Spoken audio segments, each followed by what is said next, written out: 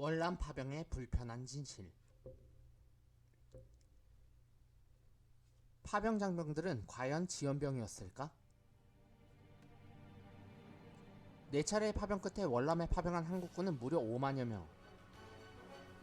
한국은 전쟁 두 당사국을 제외하면 최대 파병국이었고 기타 우방국들보다도 3배나 더 많은 규모였다. 한홍구 교수는 이렇게 말한다. 5만 대군이 들어갔는데 그것도 거의 대부분이 전투병력이었다. 미국 같은 경우 55만에서 57만이라고 하지만 그 중에서 전투병 비중이 10%밖에 안 됐다.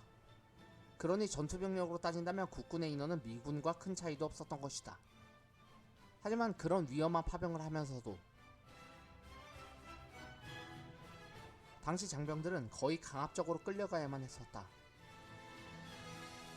물론 형식적으로는 지원의 양식을 빌리고는 있었으니 국방부가 공표한 선발 지침은 이러했다. 국민학교 졸업 이상이면 가능. 원하지 않는 장병들은 부대 편성에서 제외하겠음.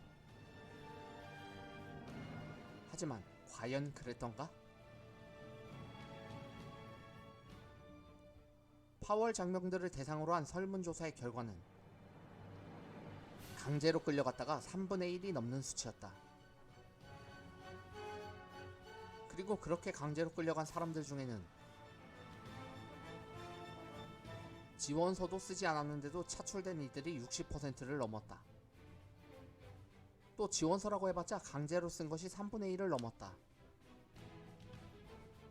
만약 어떤 대대가 지목된다면 그 대대 안의 장병 전체가 파견되었던 것이다.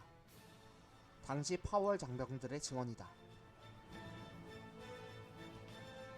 군대니까 어쩔 수 없었다. 가라면 가야지. 장교들이 지원서를 가지고 다니면서 자원을 강제로 받았다. 누가 하고 싶어서 하겠나? 싫다고 용을 써도 소용없었다. 혈압이 높은 사람들에게 기온이 높은 베트남은 위험한 곳인데도 소용없었다. 정신이 올바르지 못한 사병도 허약한 체질이라도 사정을 봐주지 않았다. 그러다 보니 탈영을 선택한 이들도 많았다. 당시 주월 사령부 사령관 최명신의 증언이다. 제일 많았을 때는 하루 50명 가까이 도망가곤 했다. 매일 도망자가 나왔다. 하지만 돈 있고 빽 있는 자식들은 파병에서 제외됐다. 즉 파병 군인들의 90%가 거의 못 배우고 힘없고 가난한 사람들이었다. 힘있고 돈 있는 사람들은 어떤 수를 써서라도 빠져나갔기 때문이다. 국졸, 중졸이 대부분이었고 어쩌다가 고졸이 있었어. 우리 소대에는 딱 한 명이 고졸이었지 전문대 다니는 사람도 없었다니까. 물론 자발적으로 자원한 사람들도 있었다.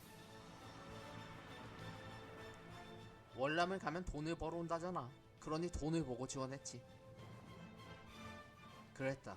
당시 사병들에게는 해외 파견 근무 수당이라는 돈이 나왔다. 병장 수당이 한 달에 54달러. 당시의 쌀 3가마니 값이었다. 5개월을 모으면 살찐 황소 한 마리를 살 수 있었고